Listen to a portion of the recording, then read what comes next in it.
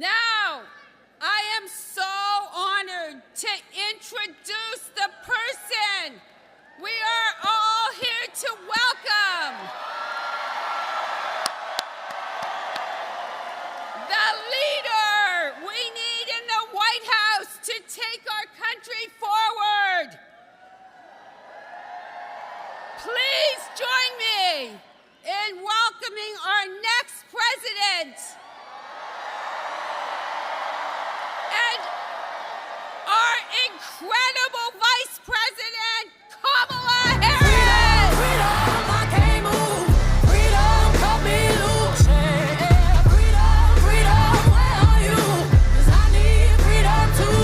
I break chains all by myself. Won't let my freedom rot in hell. Hey, I'ma keep on running 'cause the winner don't quit on themselves.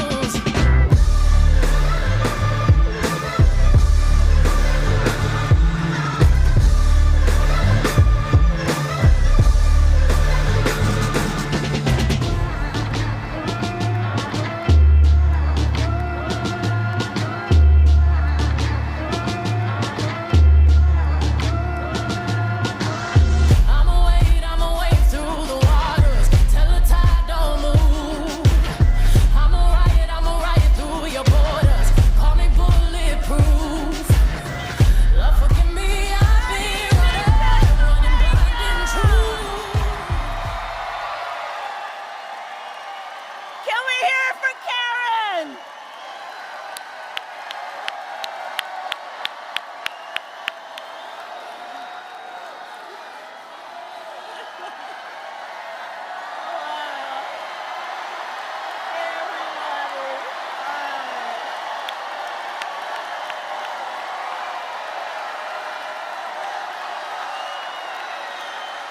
All right. Oh, it's good to be back in Pennsylvania.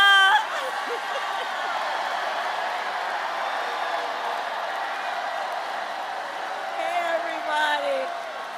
All right. Come on. We got work to do. Okay.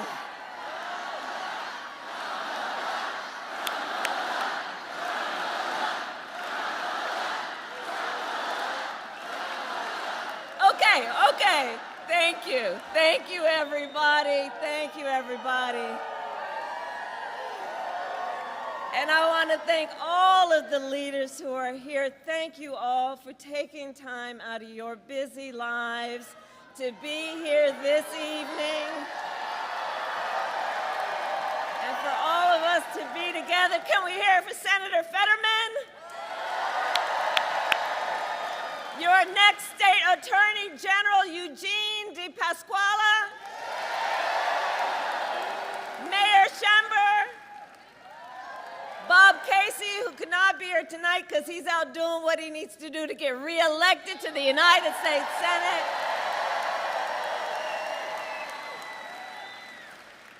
All right. Okay, let's get to work.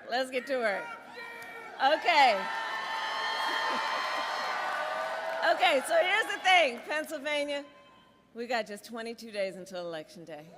22 days. And we are nearing the home stretch. But here's the thing, this is going to be a tight race until the very end, okay?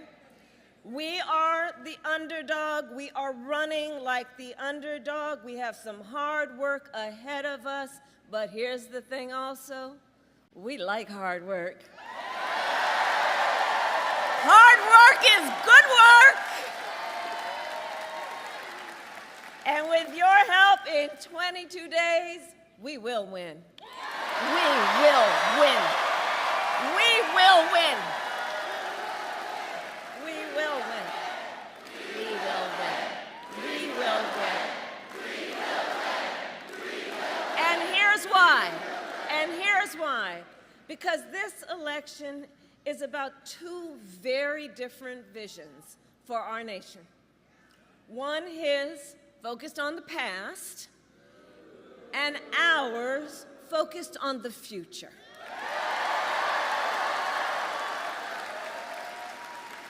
We are focused on issues that matter most to families across America, like bringing down the cost of living, investing in small businesses and entrepreneurs, protecting reproductive freedom, and keeping our nation secure. But that is not what we hear from Donald Trump. Instead, it is just the same old, tired playbook. He has no plan for how he would address the needs of the American people and American families. He is only focused on himself. Well, folks, it's time to turn the page. It's time to turn the page. Turn the page. Because America is ready to chart a new way forward. And America is ready for a new and optimistic generation of leadership. Which is why Democrats, Republicans, Independents are supporting our campaign. Because we need a president who works for all the American people. We are all in this together. And as you all know, this has been the story of my entire career. My entire career, I've only had one client, the people.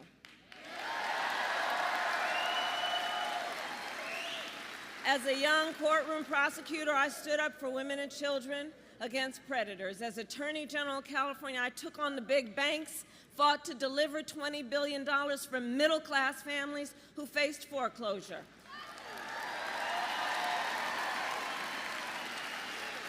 I stood up for veterans and students who were being scammed by for-profit colleges. For workers who are being cheated out of the wages they were due. For seniors facing elder abuse, and it is my pledge to you as president, I will always fight for all the American people. Always. And together, we all will build a brighter future for our nation. Together. We will build a future where we have what I call an opportunity economy, where everyone can compete and have a real chance to succeed, not just to get by, but to get ahead.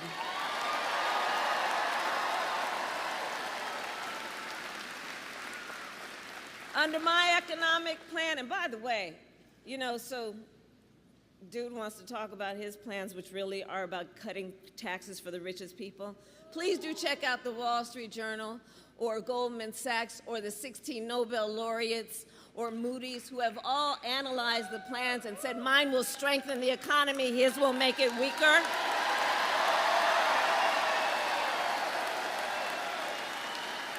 Okay? So under my economic plan, we will bring down the cost of housing and help first-time home buyers, giving them $25,000 for down payment assistance so you can just get your foot in the door. You'll do the rest, you'll save up, you'll work hard, but just to help people get their foot in the door. We will help entrepreneurs start and grow small businesses. How many small business owners do we have here? I love our small businesses. You guys know it's part of my story. You know, my mother worked hard. We lived in an apartment above a daycare center, and it was owned by daycare centers, bless you. And it was owned by Miss Shelton, who we think of and thought of as our second mother, and she was a small business owner.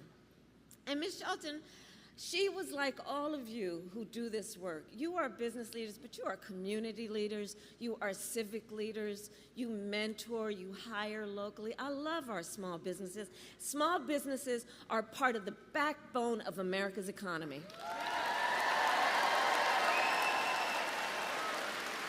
So you all know what I'm talking about. And as we move forward, what we are going to do in terms of knowing that small businesses must get the support you need to start up and to grow. We will expand under my economic policy Medicare to cover home health care for seniors.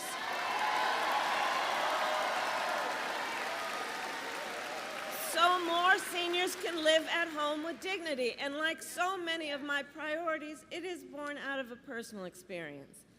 Look, when my mother got diagnosed with cancer, I took care of her.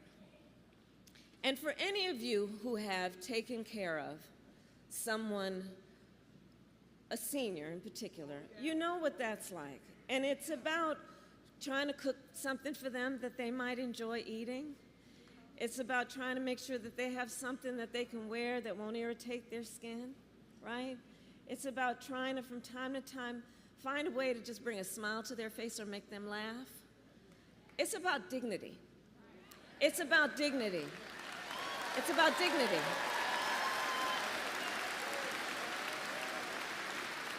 But far too many people who want and need to take care of family members, either you have to leave your job or spend down everything you have to be able to qualify for Medicaid. That's not right. I look at the sandwich generation. So we refer to folks who are raising young children and taking care of your parents, the sandwich generation, you're right in between. Balancing all of that, it's a lot of pressure. And you need and deserve to have the support to be able to handle all of that in a way that we know you are adding so much to our community, societies, and our economies. So I have a plan, and my plan is to make sure Medicare, not so you have to pay down everything and get on Medicaid, so that Medicare helps pay for home health care. So you can do the work you need to get done in terms of the seniors in your life. Under our plan, we will lower the cost on everything from health care to groceries. Look, I'm going to take on corporate price gouging just like I've done before. I'm going to do it again.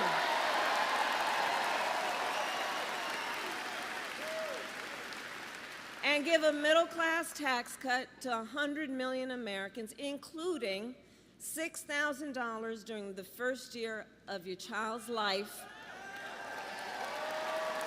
Knowing again, the vast majority of parents want to parent their children well, but don't always have the resources to do it.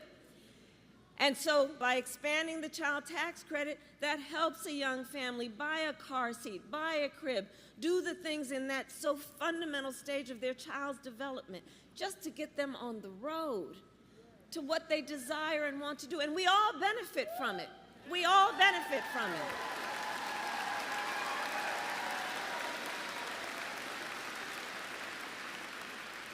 So all of this is to say, I will always put the middle class and working families first. I come from the middle class, and I will never forget where I come from. Never forget where I come from. Never.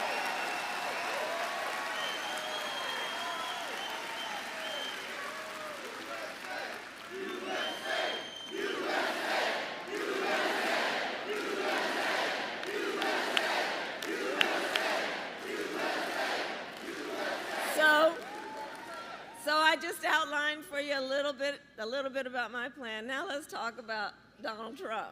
Well, he has a very different plan. Take, for example, Project 2025. Just Google it. It is a detailed and dangerous plan for what he will do if he is elected president. You know, y'all probably heard me say, Donald Trump, I think in our collective opinion, certainly mine, is an unserious man. But the consequences of him ever being president again are brutally serious.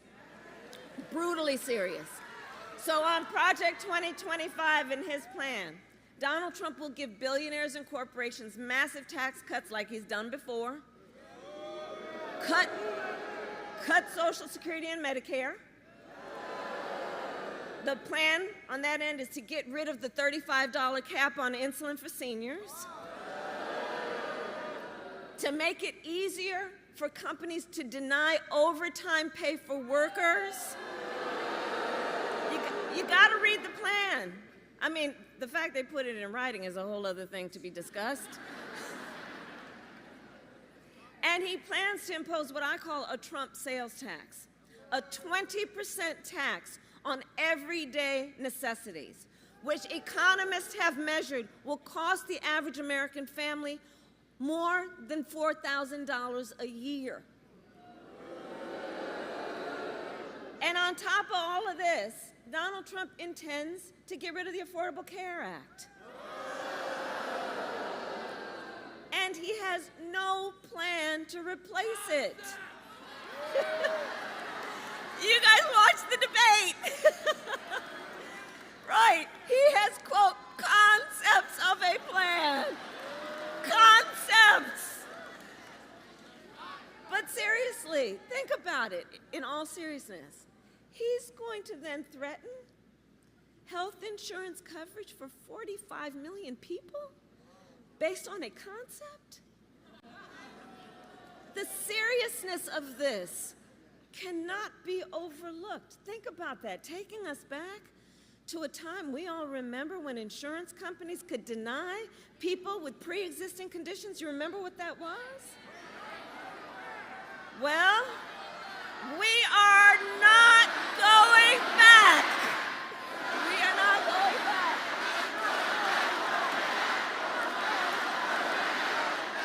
We are not going back. No. And why are we not going back? Because we will move forward.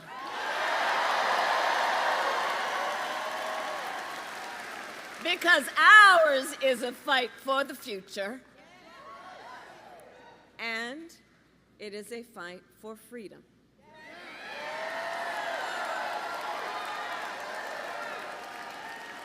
Like the fundamental freedom of a woman to make decisions about her own body and not have her government telling her what to do.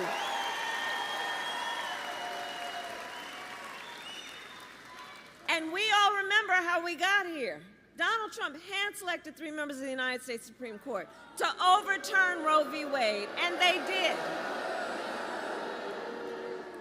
And now in America, 1 in 3 women lives in a state with a Trump abortion ban. Think about that.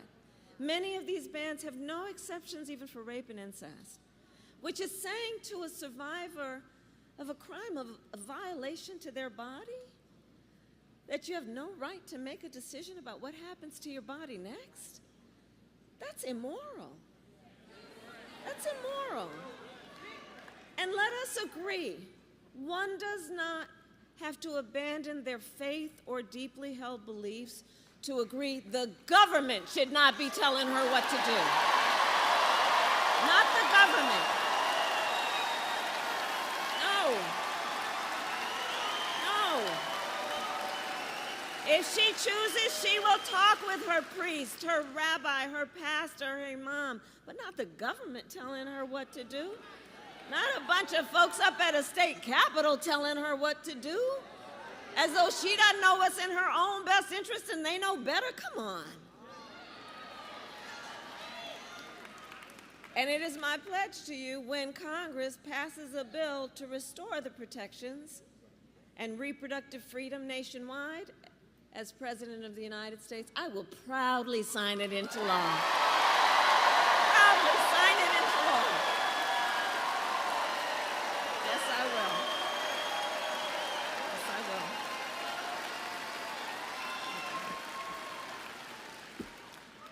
So much is on the line in this election. So much is on. I love you back. And listen, so So much is on the line in this election, and we have to remember, this is not 2016 or 2020. The stakes are even higher. Because a few months ago, the United States Supreme Court just told the former president that he would be essentially immune from anything he does while he's in office.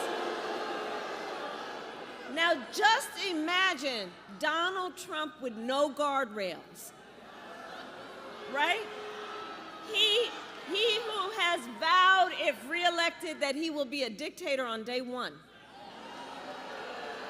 that he would weaponize the Department of Justice against his political enemies. He who has called for the, quote, termination of the Constitution of the United States.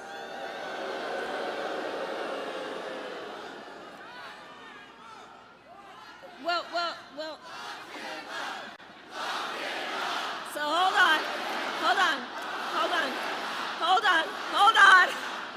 on. Because see, here's the thing. The courts will handle that. Let's handle November, shall we? We'll handle November.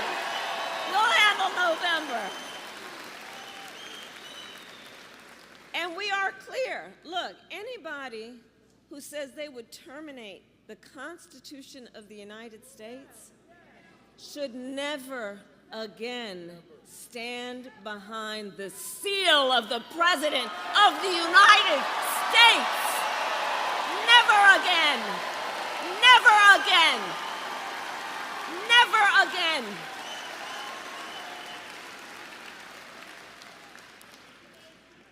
And so after all these years, we know who Donald Trump is.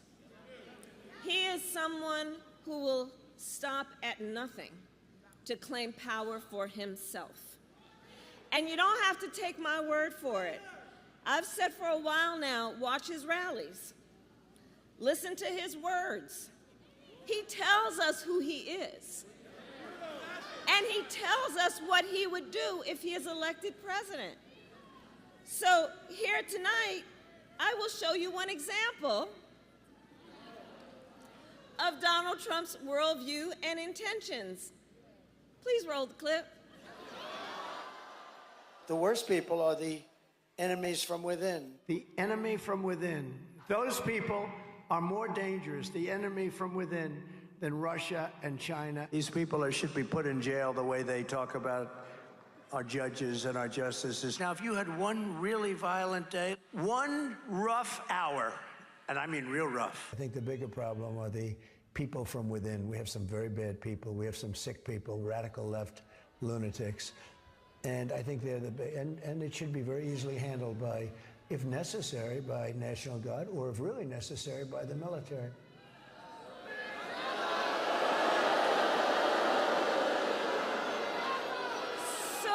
So you heard his words. You heard his words coming from him. He's talking about the enemy within Pennsylvania. He's talking about the enemy within our country, Pennsylvania. He's talking about that he considers anyone who doesn't support him or who will not bend to his will an enemy of our country.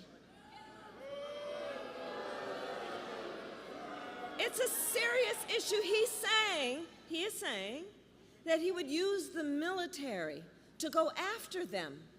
Think about this. And we know who he would target. And we know who he would target because he has attacked them before. Journalists whose stories he doesn't like. Election officials who refuse to cheat by filling extra votes and finding extra votes for him. Judges who insist on following the law instead of bending to his will. This is among the reasons I believe so strongly that a second Trump term would be a huge risk for America and dangerous.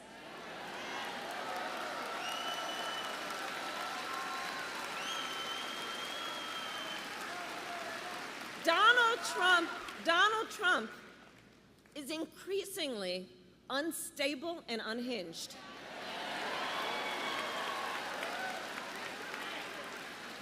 And he is out for unchecked power. That's what he's looking for. He wants to send the military after American citizens.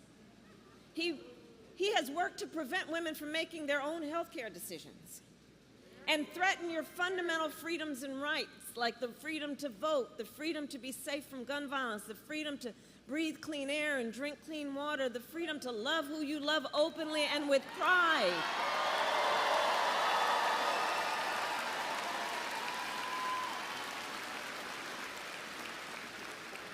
So here in Pennsylvania, I say to those who know best, when freedom is on the line, Americans always answer the call. We always answer the call.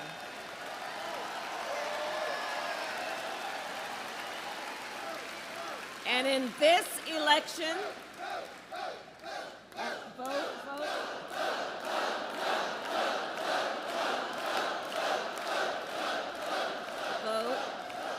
And so, to your point, in this election, we will answer the call again. Because it all comes down to this. We are all here together because we know what's at stake.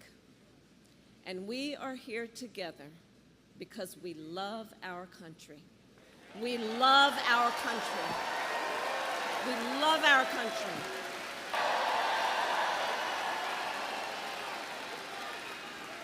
How you all vote, and thank you, because how you all vote in presidential elections often ends up predicting the national result.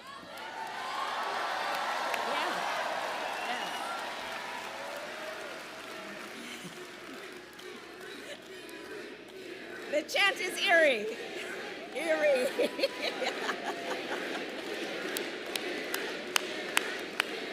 That's right.